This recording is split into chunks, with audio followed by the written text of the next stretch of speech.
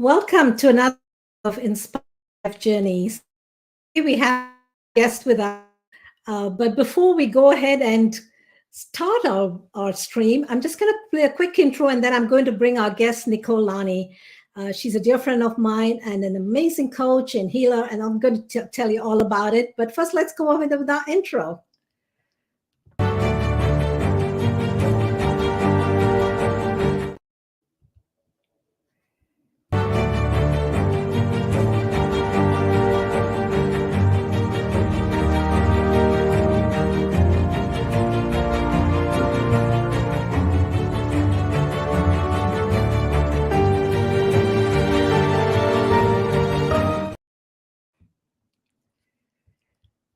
Okay.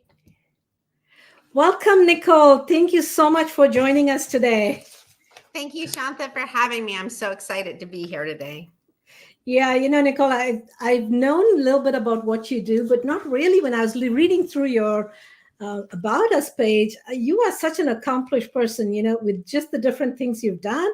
So I'm going to give our guests a little bit about who you are, but we're going to talk more about it in our broadcast. But Nicole, our guest Nicole, is a nutritionist, certified health coach, and functional bloodwork specialist. I'm curious to learn what that is all about.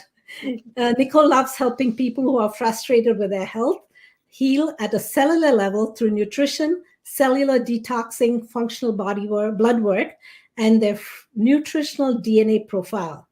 She's the founder and CEO of Help You Get Healthy. After being exposed to toxic mold for over 20 years, Nicole suffered from brain fog, chronic coughing, swelling, and inflammation throughout her body, weight loss, heart issues, and autoimmune symptoms. After exhausting everything that she could think of medically and holistically, she kind of found out what her triggers were and helped to heal herself at a cellular level. So, Nicole, we're going to talk a little more in detail about that. But what I do want to say is you're a certified nutritionist, a certified health coach, a functional blood work specialist. You're a master NLP trainer and a hypnotherapist. And with all those, with all those things that you've learned, you've really created an amazing business and a module that you can help people. So we're going to start off, because I always believe that life is a journey, and very much like travel, we learn through the experiences of each stage of your life as you're growing up. So tell us a little bit about where you grew up, what it was like, and just, maybe go through your school years. Oh, boy. I know. All right. Well, I was born in New Jersey, but my family moved to Las Vegas when I was 3. So I grew up in Las Vegas from the 60s until 2001. So I was there for quite some time, over 30 years. And growing up in Vegas was always interesting. I mean, people always, people would say, "Oh, do you live in a casino?" It's like, no, I live in a house. I live in a neighborhood. I go to a school, So it was kind of funny growing up in Vegas back then, what people would think. And it was a small town. It was not, now it's this monstrosity of a place. So I got to see Vegas when it was small. And then now it's just ginormous, honestly, of what you think of the Strip and downtown and all of that. So yeah, that was a little bit of life in Las Vegas was different. Of course, mom and dad and a sister. And my sister was much older than I was. So by the time I was 11 years old, she got married. And so I was the only person in the house. And, it's like being an only child, because she, went off, she got married, she started having kids, and eventually she moved out of the state. So during those young teenage years and early into adulthood, I did feel like an only child most of the time. And there was such a big age gap between us. So, and sometimes that was good, being an only child. I was definitely daddy's little girl, for certain. My mom really was not in a good place when she had me. She was 38, which was older in the 60s to have a child. And so she had some regrets there. Although she wanted the best for me, she had some regrets. And so I felt like, and then my dad was very positive with me. So sometimes I felt like I had this tug of war, right? Of do I belong? Do I fit in? Do I, those were real struggles. Those were struggles into adulthood. And I think that's where it started and not having like a sibling that was close to me, or not having cousins that I got to play with or be with. It was almost like we were on this lone island. My mom's family was back east. And here's a twist. My dad had changed his identity in the 50s.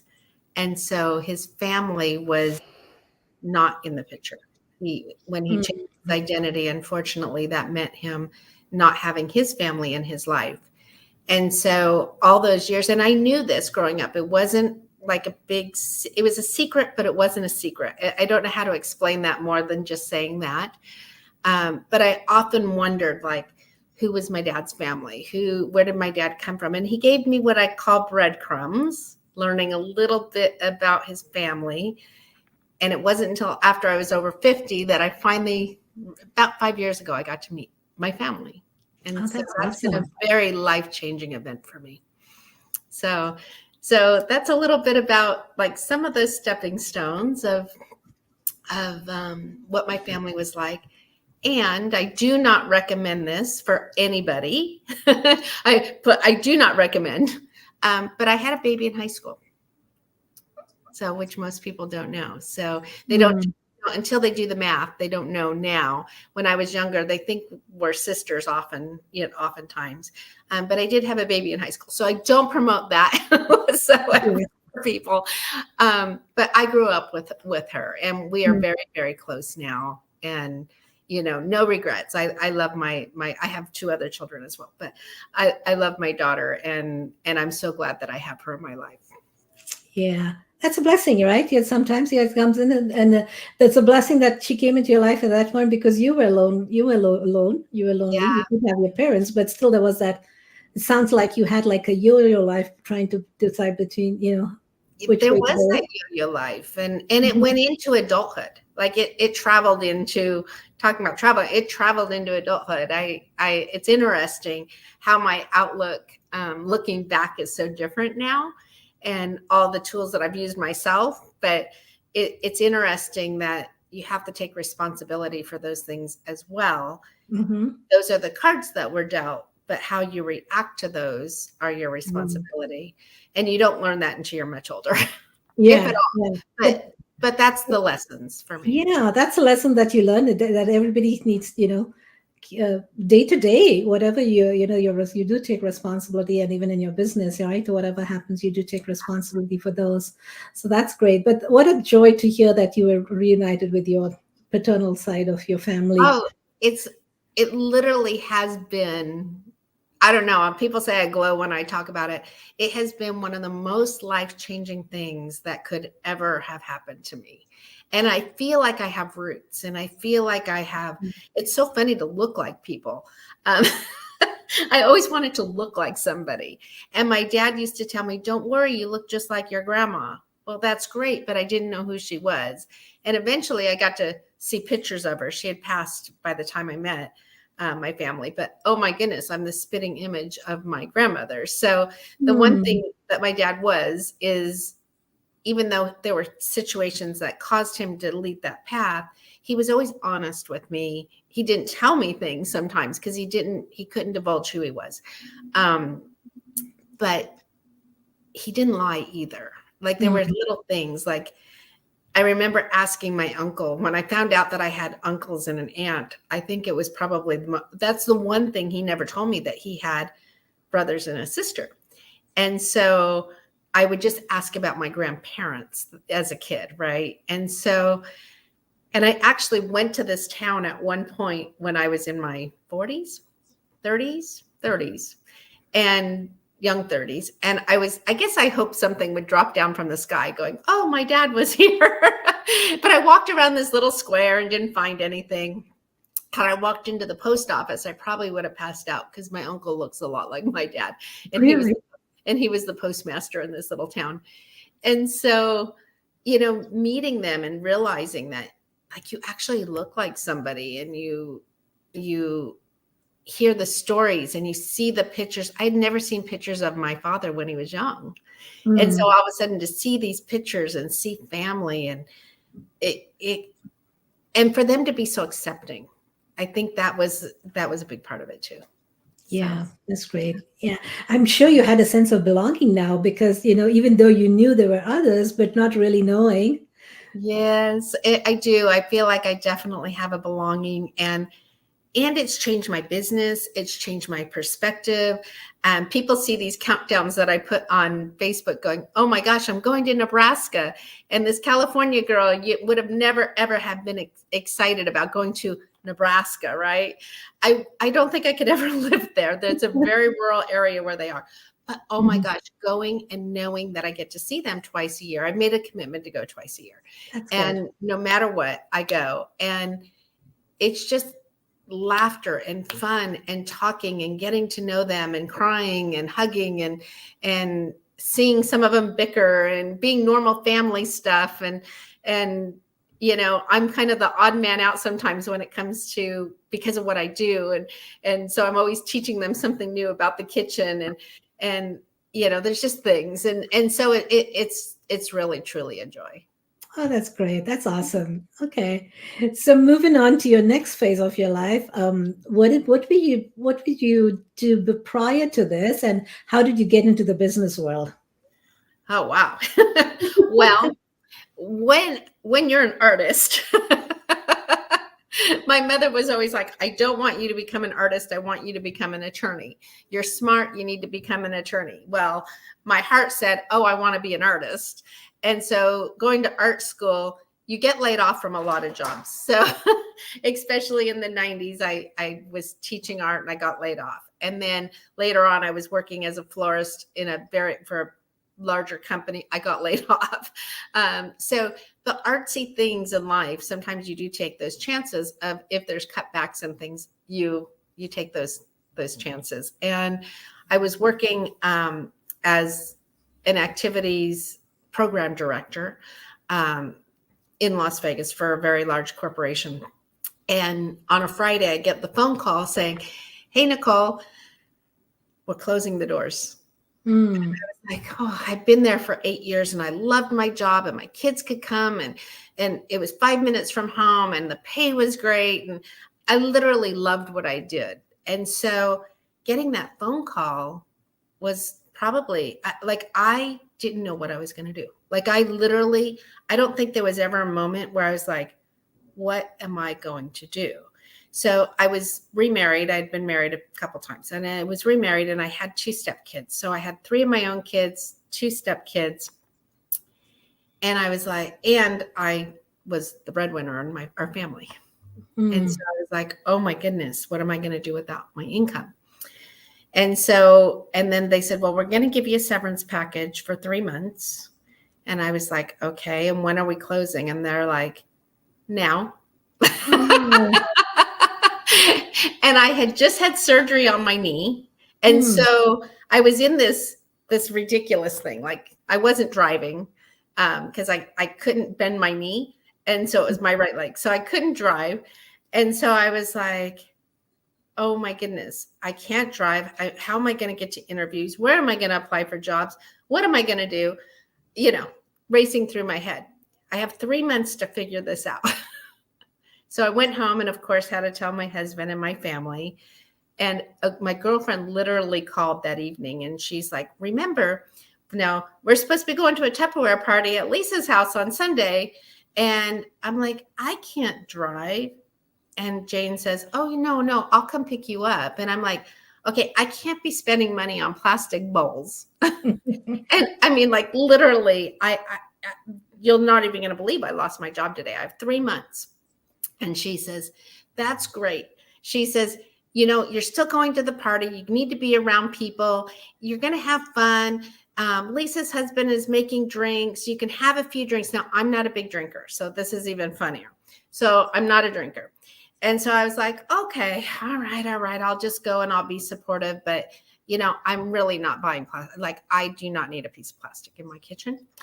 And so I went to a Tupperware party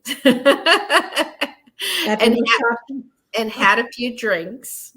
And my entrepreneurship began by me heckling a Tupperware lady. To this day, I laugh at what I did to this poor lady. She was such a good sport. Realized I had had a couple of cocktails, realized that I'm not a drinker. It was pretty obvious. And she's telling us this story of these little containers that you could put them in your refrigerator and your fruits and vegetables stay fresh forever. Now, I'm a foodie. I love to cook. I love to be in my kitchen. So I'm listening half-heartedly, and I'm thinking, this is the ditziest lady I've ever met, and she drives a free van. My lease on my van is up in 2 months. I don't have a job. If that lady can earn a free van, as ditzy as she is, talking about these little things, I could earn a free van and run circles around what she's doing. Oh my gosh, this company must be like the easiest company in the world to work for. So she saw something in me. I do not know to this day what exactly she saw in me, other than this little lost soul. And she said to me, because I had been heckling her a little bit, Nicole, why don't we do this? And I told her, because you're drinking and the truth comes out. Like, I'm not spending money on your products, lady. So she says, why don't we do this? Since you like these little refrigerator things and you're questioning if they work, she says, why don't we have a Tupperware party on Friday night? How many people do you know? I said, well, I'm a Boy Scout leader. I know those ladies. I'm on the PTA. Blah, blah, blah. She says, great. I'm sure you could get a few friends over. You have a few friends over. You can serve some cocktails. I think that made her nervous. And she says, and you can get some free Tupperware. And I'm going to give you a little challenge. I'm going to give you this box. I'm not even going to charge you for it. Here you go. You can have it. But I'm going to give you a challenge. I want you to cut a tomato into 3 pieces. I want one to be put in a baggie, one to store however you would store it in the refrigerator, and one in this little box. This was on Sunday. And when I come over on Friday night, if that tomato is still fresh in the box when I get there, you're going to sell Tupperware for me. That's a challenge. Yeah. Yeah, I'm a little competitive. So I went home and I said, okay, deal. So my friend drives me home. I tell my husband, he kind of laughs. Wednesday comes around and she calls me on Wednesday morning and she says, hi, Nicole, how many people have you invited to your party? Well, we've all told those little white lies. And I said, oh, quite a few. And she says, great. How many do you think are going to be there on Friday? And I said, well, how many usually come? And she says, usually about 8 to 10. I said, oh, I think I'm going to have more than that. So I get on the phone and I literally called every person I know. And this is what I said to them. Hi, Shanta. How are you today? And what would you say? I'm doing fine. Mm-hmm. Great. Would you like to have a glass of wine on Friday night? I just lost my job and I'm having a couple girlfriends over. Do you want to come over and have some wine? And of course you would say, I'm busy, or sure, Nicole, that sounds fun. I'll come over and have a glass of wine with you. I'm like, great. I said, oh, and by the way, there's going to be a Tupperware lady there. After they committed to coming over, because I didn't want to tell anybody I was having a Tupperware party. So long story short, my friends then hear the story that night. I actually had 20 people show up. Good for you. This Tupperware lady thought this was great. But let me tell you, I used every little piece of blackmail I had. I was in the PTA. These women owed me favors. In Boy Scout leader, these women owed me favors. I called in every favor to get people there because I didn't want to look like I had failed. So, of course, this darn tomato was fresh. So she tells the story and how I had been drinking.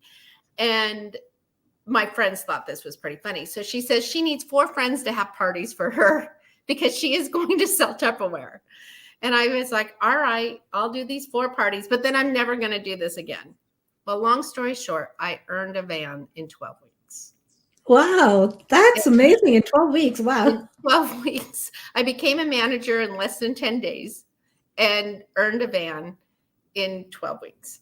And so, and I had to wait like 3-4 more weeks to get my van, but it was perfect timing because my lease was up in my van. And I sold Tupperware for 10 years. So that's great. What it never was, from the first day I went to that party until the day that I left, it was never about a plastic bowl.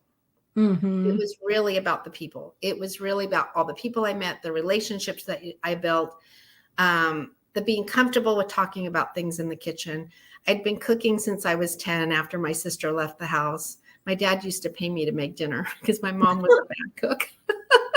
And so all of that started moving forward. And I learned so much about business selling Tupperware, but I learned more about business about listening to people. And I think that was the big key of doing this. And eventually the reason I quit was because I did get sick. I moved to California, moved into a cute little house, and it had toxic mold in it. Didn't know, obviously, that there was toxic mold in the house. And I ended up in a coma for 4 months. And so, but during that time, I met so many fabulous people and I learned so much that at that point I thought, I don't think I could ever go to work for somebody, like really go to work for somebody else. And so that's where my entrepreneurial journey started, was going to a Tupperware party and thinking that, oh my goodness. Now, here's the funniest part. This lady who did the party was one of the top managers in the country. And I had no idea. Mm. So the funny thing of how if she can do it, I can do it too. Yeah. So that's what started. That's what started the journey, and then it just went from there. Right. Yeah. Just at the right timing, she had that party the day you lost the job. So everything works for a reason there. Yeah. Right? Yeah. So God, the universe, whatever you believe in, it all plays into things. So so you decided to quit that, and then did you start your business right away in helping people get healthy, or when did that actually start?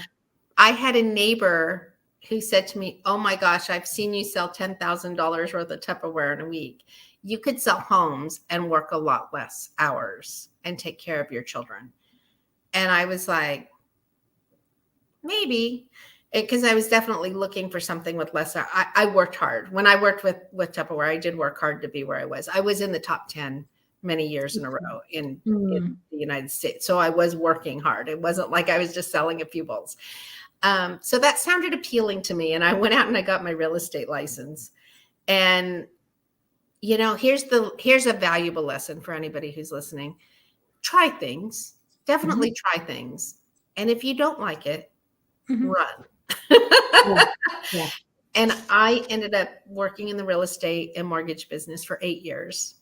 And I was the most miserable person that literally I'd go to work, I'd drive to work, and I would cry, knowing that I had to step into that office, knowing I had to show another home, knowing I had to do another loan for somebody.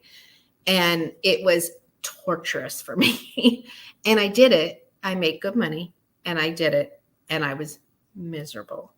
And so it wasn't until I finally, during the recession, I had this big aha moment. I was already taking care of my own health, but I had this big aha moment one day where I literally got up and I quit. And I worked for my husband.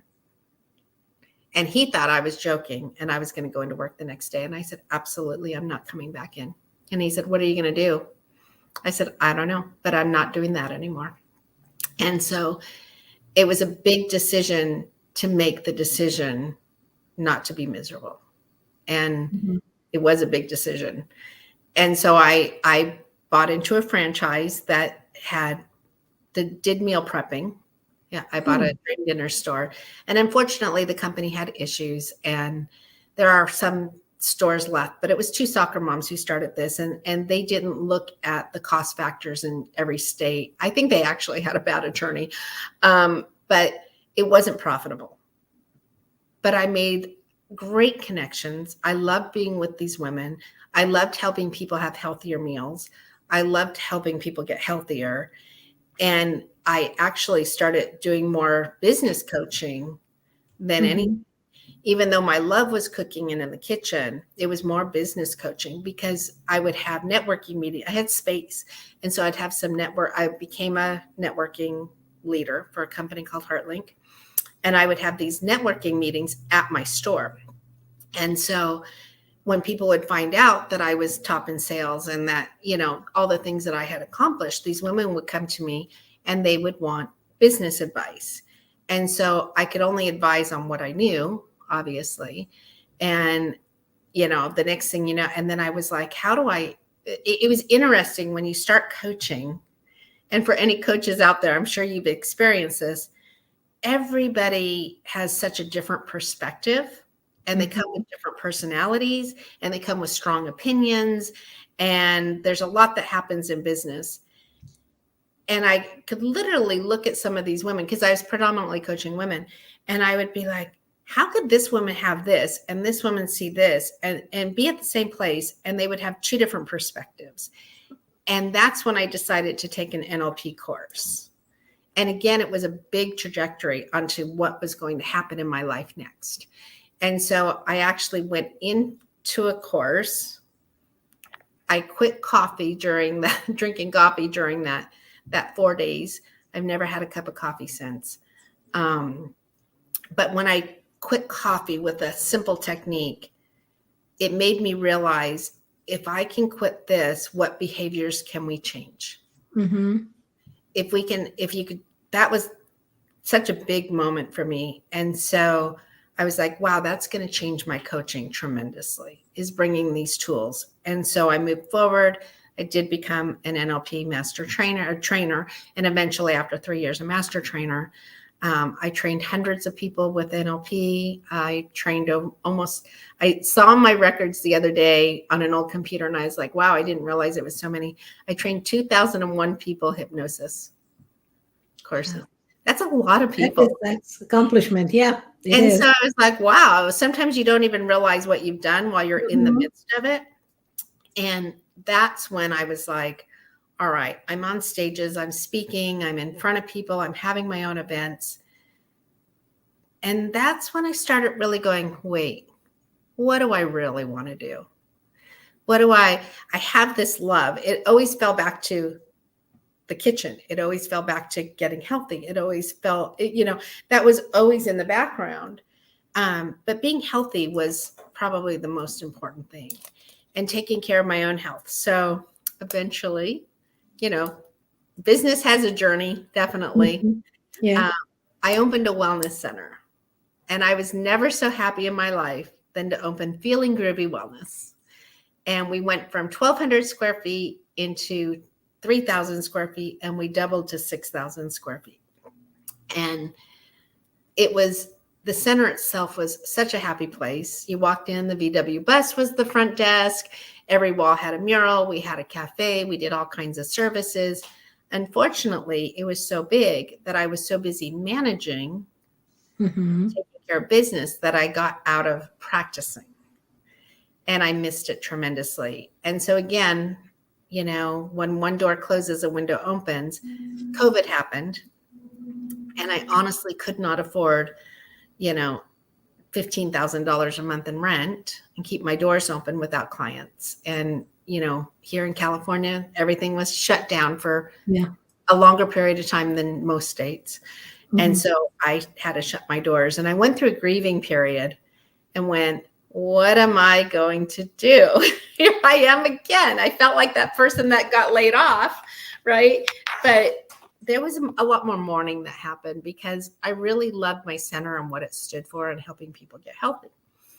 And so a dear friend of mine called, and you know him well, is Casey Everhart, called me and said, he reached out to me on Messenger and he said, you have truly been on my mind. I've noticed your Facebook posts have changed. I'm really concerned about you. Can we hop on a Zoom friend to friend?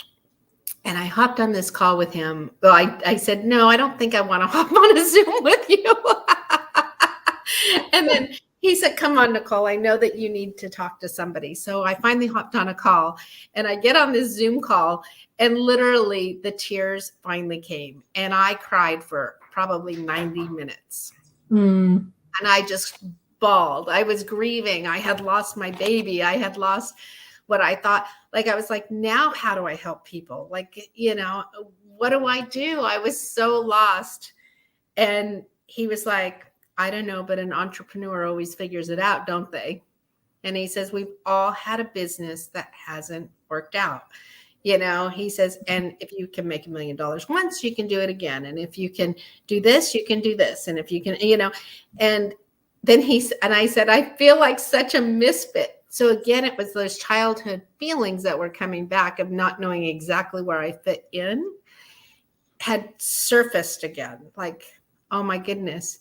And so I was like, what am I going to do? And so I decided that I was going to pick a niche, actually, something that was close to my heart with autoimmune symptoms. And I was going to help people overcome their autoimmune issues. And it's been fantastic. There's a lot to learn from going from a brick and mortar to virtual, because I am virtual now. The joy is I have people in Canada, South Africa, Ireland that are my clients. So I'm not just limited to the United States now. So that's pretty fantastic. Seeing people that go from being diabetic to non-diabetic, or from having severe autoimmune symptoms to mild to no autoimmune symptoms is fantastic. But really the core base of it comes down to getting them the right supplements that they need to detox their bodies. If we use DNA, you can use DNA profiles to find out so much about them. And then food and nutrition, which brings me to where I am now, sitting in my kitchen like I always do. I'm always in my kitchen. So if you ever see me on any other podcast or Zooms or anything, I'm always in my kitchen. I love my kitchen. I'm still an artist. I love color. When I moved into this house, the first thing I did is we had these cabinets done because I want color in my life. I wear color. I have color. You can't take the artist out of the artist. Right. You can just teach the artist to do other things. And my passion has always been people in my kitchen, people being in my kitchen, being able to feed somebody, being able to help people be healthy. And that's where I have landed. And so hence the name of my business, Help You Get Healthy. And it truly brings me like so much joy every day. I feel like I finally have like this amazing, joyous life that has come full circle. Right. So, yeah. And, it's through the learning process, right? Each stage you've learned, but you've also known when to do what. And when things come your way, which are out of your control, you know how to, head in a different direction and do that. Pivot. My youngest daughter says I'm the queen of figuring out things. Like she's like, Mom, you always know how to figure it out. And I'm like, it's so funny that she sees me like that, because I didn't see myself like that, right? Like, it's funny how other people see you, and it's like, oh yeah, I'm going to figure it out. Well, it took over 50 years, but I think I figured it out. No, that's a great observation that you had, right? Because they are watching. We don't see ourselves sometimes when it's somebody who's close to you that really knows you, kind of brings that out in you. Exactly. So I did see on your site that you had some workshops. Are they all related to autoimmune health? Blood work is one of the things that you do. So tell us a little bit about what are the different ones you offer. I know you're interested in the blood work. So yep, I do. Yeah. So adding functional blood work to my practice was a life changer. So as a functional blood work specialist, we look at numbers differently than what doctors do. So unfortunately, especially with autoimmune, and I don't just specialize it. Well, I do specialize in autoimmune, but I do help people with all kinds of things, so it's interesting. Our scales are so big, and I'm going to give you a simple scale. So vitamin D, we all need vitamin D. Every cell in our body needs vitamin D to be able to do what our body needs to do. Well, if you look at the American scale, this doctor scale goes from 0 to 100. And they say if you're between 32 and 100, that your vitamin D is normal. On the functional medicine side of things and the functional blood work side of things, we know people do not feel their optimal best unless their vitamin D is at 80 to over 100. So the numbers are just shrunk down, but the numbers work, and numbers don't lie. So imagine, instead of looking at it like blood work as the size of the United States, we look at blood work as the size of Oklahoma, right? So the numbers are just shrunk down based on symptoms and how people have felt of practitioners seeing over and over and over and functional doctors. So the first thing I look at when I look at blood work is I look at white and red blood counts, and I look at the breakdowns of your white blood counts, which most doctors don't look at. They kind of just skim over them. And so oftentimes there's so many what I call hidden gems in your white blood cells, because it will tell us, do we have any underlying infections? Do we have any underlying viruses? Do we have any underlying bacterial or fungus infections? Do we have parasites? And so we all have parasites, but do we have bad parasites? And so just looking at a simple, blood count, I can just tell those things pretty quickly. I can also look at cholesterol, and I can guarantee you, looking, when your doctor says you have high cholesterol to me only means three things. It means, number one, you have a blood sugar imbalance. Number two, you have a thyroid issue going on. There's something going on with your thyroid. Or number three, you have inflammation. All three of those things can be addressed pretty easy within a 6-month period of time. So instead of giving you a pill and saying, hey, take this and get your blood pressure down, or take this and get your blood sugars down, right? We look at, why is this happening? What are one of those three things? And so quickly we can start reversing a lot of those things that are happening within people. So reading blood work on a functional level is a lot different than what a doctor does. And I could probably teach you more about blood work. And we do have a blood work class that I do. And I try to do it every couple months. You'll see me do it. And so, I would love for you to come to that website, sign up for one of those workshops. And I actually teach you how to read your blood counts. So, because I want you to be informed. If you need my help fixing anything, I'm here. But I want you to be your best advocate. And I think that's the thing that I've learned about my health, is you have to become your own advocate. And your blood work, you guys, belongs to you.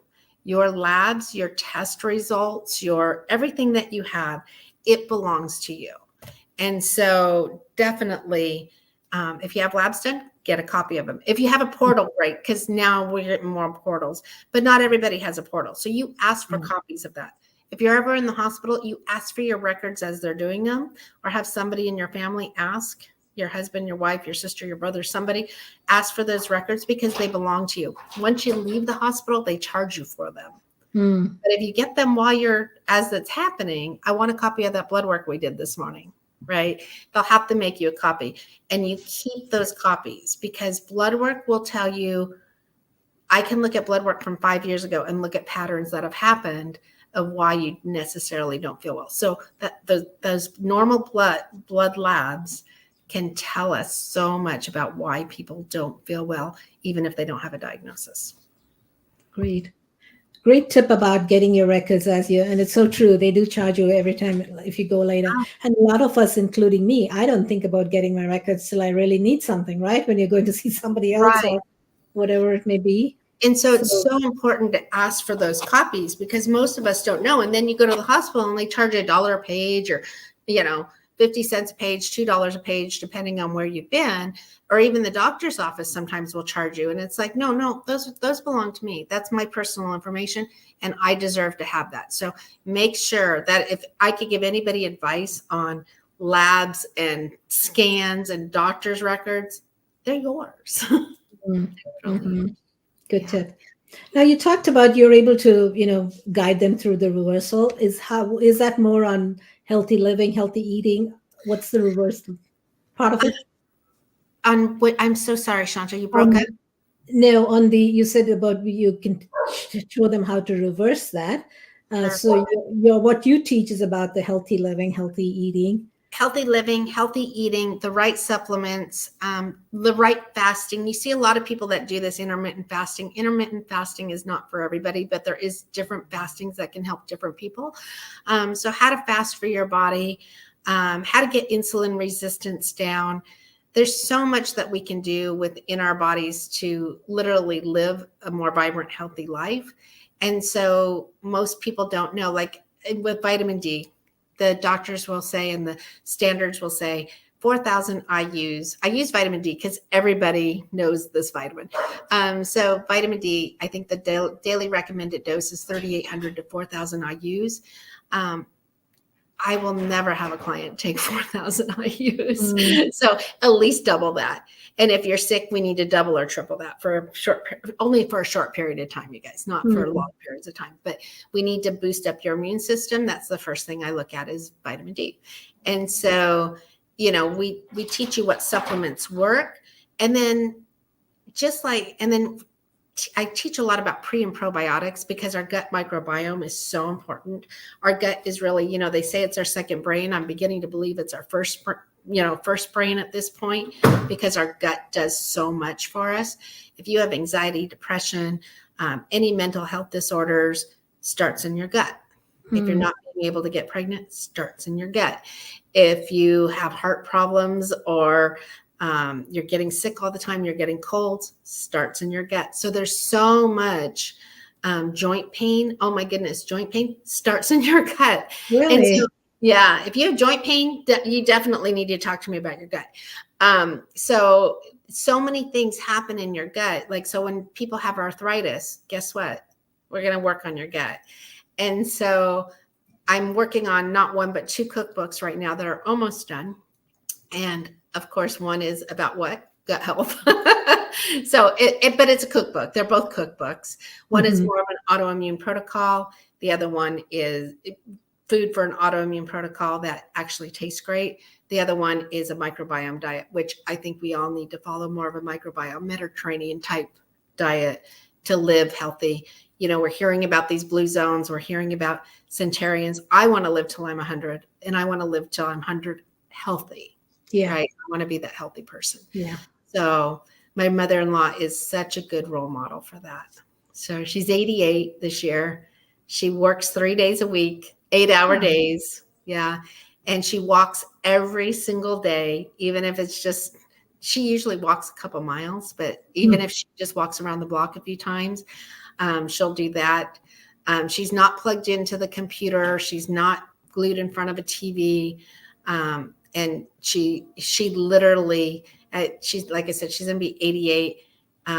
She's had some cataract surgery 10 years ago, I think. And that's it. Like, she is pretty darn healthy, and I love seeing that. It's really like, and she has energy and she's vivacious and she loves food and she loves people and she loves connection. And I honestly think that has helped her live such a healthy life. Right. Yeah. That's awesome. Yeah. Nicole, you have something exciting to share, which I was kind of leaving it towards the end here, of something that you're launching today. Tell us a little bit about it. I'm so excited. I'm like, yay. So I have created a program called Good Vibes Meal Prepping. And no, that does not mean I'm going to meal prep and cook you food and send it to your house. So not going to happen. But what we are doing for people is we are creating a menu every week with at least 5 dinners, a couple lunches, a couple healthy breakfasts, and some snacks. So we'll give you a menu. I'm going to give you at least 10 recipes every single week that are yours to keep. You can use them whenever you want. Ditch the ones you don't like, keep the ones you do like, because we all have personal preferences, obviously. So when we think about that over a year, it's like, that's a lot of recipes, over 520 tested fail-proof recipes that we know that most people like and that are eating in their kitchens. So you'll get the recipes and you'll get a shopping list. So the shopping list can be things that you can order online if that's more convenient, or you can go to your grocery store. But more importantly, I'm actually going to teach you how to read labels and teach you about what foods are good for your body and what foods aren't good for your body. So for an example, olive oil. Most people know what olive oil is. They know it's good for you. But do you know what oils aren't good for you? So while we're cooking and teaching, you'll learn those things in the program. Now, here's the fun part. Every Sunday morning, I'm going to go live and I will meal prep with you for about 60 to 90 minutes. Meal prepping should not take 4, 5, 6 hours, you guys. We can meal prep in, like I said, 90 minutes at the most. I'm going to go live and I'm going to invite you basically to come watch me in my kitchen, and I'm going to be meal prepping the same food that you're eating. I'm going to be eating that week, my husband and I and my family. So I will teach you step by step how to meal prep so you can make these meals in 30 minutes or less. So you don't have to have fast food anymore for dinner. You don't have to go eat at a restaurant because you don't have anything else to eat at home. And when you do go out, you'll be able to make healthier choices. So I'm super, super excited to launch this. I can't wait to be in all of you. I want all of you to come into my kitchen. Like if I could come have you like literally be with me, that would just make my heart so happy. But the next best thing is being on video. So come into my kitchen. Let me show you step by step what to do. Let me help you get healthy, because the numbers are staggering, and numbers don't lie. So 1 in 10 people have diabetes. Mm-hmm. 1 in 3 are pre-diabetic. And 8 out of 10 of those have no idea that they're even pre-diabetic because they haven't done their blood work. That's a huge number. Obviously, heart disease is our number one. Death in America, cancer is number 2. A lot of that can be prevented if we start making food choices that are actually healthier for us. And so I really, really, I did a video earlier today, and I picked up my phone because I was just speaking from my heart. And I don't want any more of these phone calls telling me that somebody's ill. I want the phone calls telling me, oh my gosh, I'm feeling great. Oh my goodness, I'm having a great day. It literally breaks my heart when I have people tell me I have a cancer diagnosis. I have heart disease. These autoimmune symptoms are under control. Oh my goodness, my father has to have his foot amputated because he has diabetes. I get choked up even thinking about it, because these are the phone calls I get every day. Nicole, can you help? Yes, I can help, but let's start helping before we get to that point, and not when we get to that point. I just want people to be healthy. So come join me in the kitchen.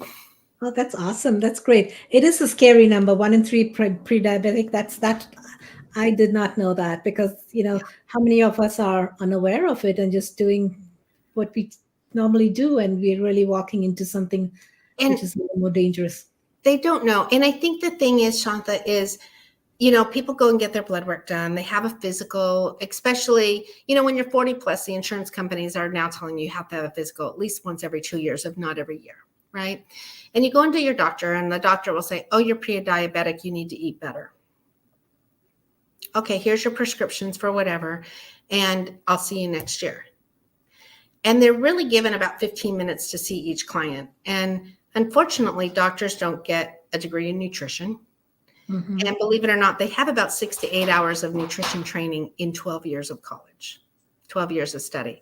They're not learning nutrition. Now, there are integrative doctors who are learning more and more and more. So there are some fantastic doctors, and we need doctors. So I'm not one of these holistic people that say we don't need doctors, because we do. But we have to realize that doctors don't have the training, and they tell you to eat healthy, and you'll go home and you'll eat healthy for a day or two, or what you think is healthy, right?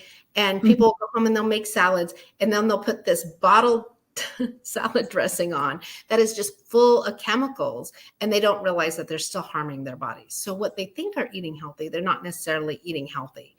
And so it's crazy, but that's why people are sick. Like they don't realize how much sugar and chemicals are in their food. And it's up to us to take that stance and really take our lives back, and kind of buck against, I know this sounds crazy, but kind of buck against this corporate America where I'm such an entrepreneur and I want all businesses to succeed, but I don't want businesses to make us sick. And so when you look at a box of cornflakes now compared to what they were 30 years ago, they're two totally different products. And if you look at ketchup, that's Heinz ketchup that's made in Canada and it's made here, you get two different products. Wow. And so most people don't know that. And, when you think of going to McDonald's, I mean, as a kid, I always wanted to go to McDonald's. That was a treat. That was a big treat for us. It wasn't convenience. It was a treat. And to think that vegans are eating McDonald's fries because they think that, they're potatoes, but yet they're made with 19 different chemicals and beef tallow. And so they're not even vegetarian, that there's 19 things 18 to 19 ingredients in a McDonald's French fry. You would think it was a potato, cooked in oil, but that's not what it is. And so we don't know what we don't know.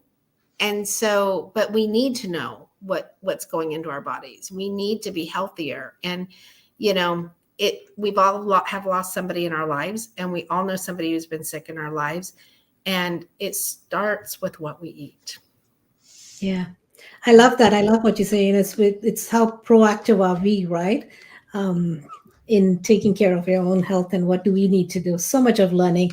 I've got so much of learning to do, and I'm sure everybody on the call would really benefit. So I'm just going to repeat how they can be part of your Good Vibe meal prepping. It's down there at the bottom.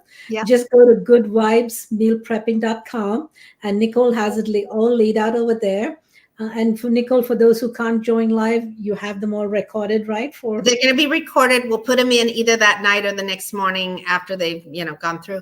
We'll post them so people who can't join us on Sundays, they can meal prep Sunday night, Monday, Tuesday, Wednesday, whatever day works best for them. I love to meal prep on Mondays. I've done so many studies and posts that everybody says Sundays. So I'm going with Sundays because that's what the majority of people are saying. We can always switch it up if we need to. This is a brand new program. I'm here for you guys. And like I said, you'll still get the video. You just won't be able to ask questions, but people I'm sure will ask questions, and there always will be email support as well. And so if you need to contact me for any reason, you can actually email me at hello@goodvibesmealprepping.com or join us with the new Good Vibes Health Movement at goodvibesmealprepping.com. Okay. I'll get those links from you, Nicole, and I'll add them onto the comments so that when people go back, they can get those as well. And we can definitely do that. And it's so true. When you don't have anything prepped in your fridge, that's when you kind of go out or just eat whatever is, unhealthy at home, or it's easy to do. Or order. Now it's so convenient. During the pandemic, it made it so easy for people to DoorDash, Uber Eats, all of those meal services. So you could get food from all these different restaurants. And as much as I think, so the pandemic was good in one case where we were actually spending more time with our families or people that we cared about. But then on the other hand, we created even some unhealthier habits by always ordering food in, and that's continuing. And like I said, it's just the quality of food and all the preservatives and the chemicals that are in food. So I really want to get those out of people's lives. Great. Thank you so much. We can go on with so many of the other things. I know, Shanta, I just thank you so much for having me, and thank you for letting me share my story. And hopefully this helps somebody out there, whether they're in business or they're looking to get healthy. Either way, I think I've done everything now from, direct selling to working in a business I don't like, to being in a franchise, to, having my own brick and mortar, to now being virtual. So if somebody would have told me every 10 years it was going to change, I would have never known I was going to be on for this journey. And I wouldn't trade any of it for what I've learned, because in business, you just learn so much every day. Yeah, yeah, great. And you know what, Nicole, just listening to your story, we talked about your entrepreneurship. I truly think your entrepreneurship started when you were 10, when you started that business with your dad to get paid for. And he'd tell me, I'll give you $3 to cook dinner. And I would tell him, no, 5. See, There you go. I knew my value when I was 10, 11 years old, because I was like, no, it's 5. And he would say, okay. And he says, but then you have it, but he encouraged this. He would say, then you have to create something new. Right. Mm, Like, we're going to try mhm. something new. And so I would plan out menus, and he would take me to the grocery store, and I would buy groceries at 10, 11, 12 years old. I was cooking, and it was $5 a meal, which back then was like $20 Back, now. that's what I was thinking. Back then, it was a lot of money. I was a hustler. I was wheeling and dealing with my dad when I was 10. Yeah. Yeah, you know, you're such an awesome, yeah, just listening to everything that you've done. You're not only, you know, a great mentor, coach that you've been for a lot of people and getting their lives healthy, but you've been featured in a lot of places, you know, right? You've been in This Is LA, you've been in CBS, and you've helped hundreds and thousands of people just through their journeys of being healthy. So um, everybody do get in touch with Nicole. Go and check out goodvibesmealprepping.com. And yeah, and go join her on her meal prepping. I need to get on that too, because I know I'm guilty of not having everything ready at hand. So It's always nice when you can open your fridge at any time and have something that you can eat without having that, what am I going to eat for dinner? What do I eat now? Because I can promise you, if I open my fridge, there's always something in there on hand that I can grab and go, and mhm, never feel deprived. I right. think that's a big thing, not feeling deprived as well. Mhm. That's so true. Yeah.